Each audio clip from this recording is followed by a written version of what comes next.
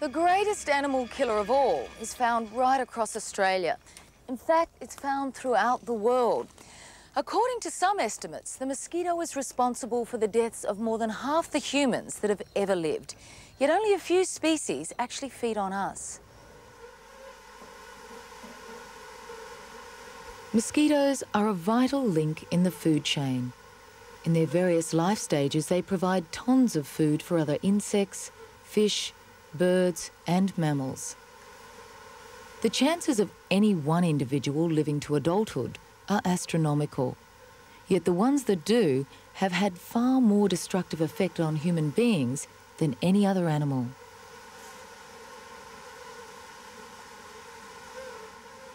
The damage is done by the female. She will gorge herself on a host's blood for the protein and vitamins needed to produce eggs. Viruses can be passed either way during the feeding process and can even be carried around the world by hosts like birds.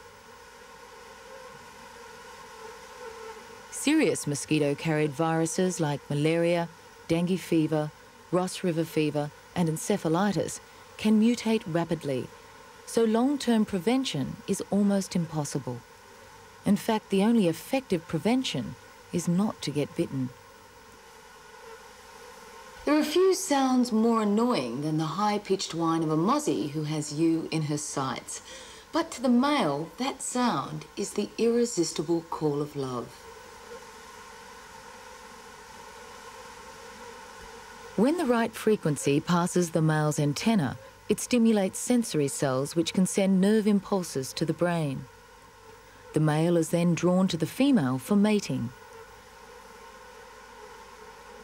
Eggs are laid in water or on a damp surface and can survive long periods of drought. One way to reduce the amount of mosquitoes around our homes is not to leave containers which collect water in household backyards. They provide the perfect breeding ground for mosquitoes.